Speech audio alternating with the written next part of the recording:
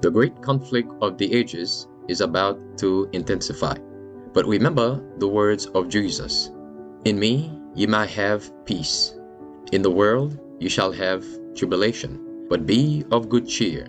I have overcome the world. Would you like to know how to exercise courage and fight the good fight of faith? Listen to this devotional. Conflict and Courage, a daily devotional by Ellen G. White. Sins that scar.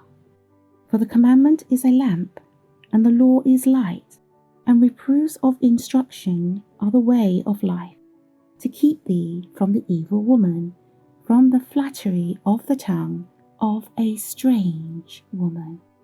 Proverbs 6, verse 23 and 24. The crime that brought the judgments of God upon Israel was that of licentiousness.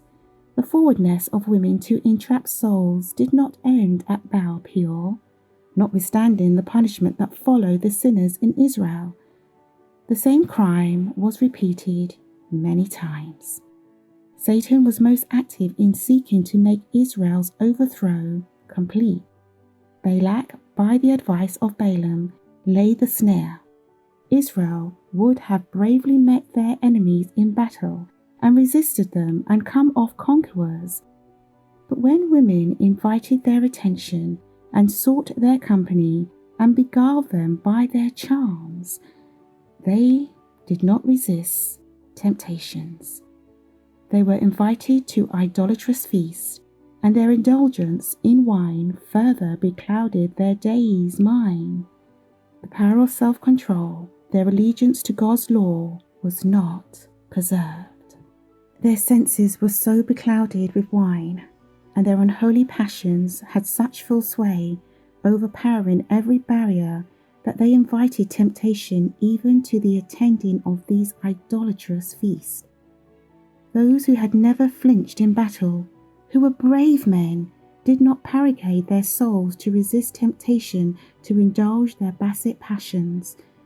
They first defiled their conscience by lewdness, and then departed from God still farther by idolatry, thus showing contempt for the God of Israel.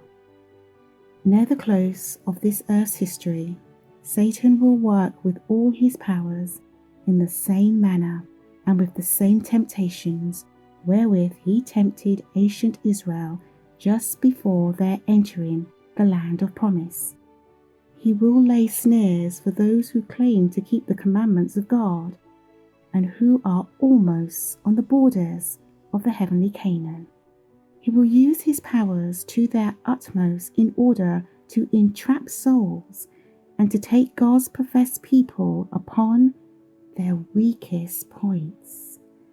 It is now the duty of God's commandment-keeping people to watch and pray, to search the scriptures diligently, to hide the word of God in the heart, lest they sin against him in idolatrous thoughts and debasing practices, and thus the church of God become demoralized.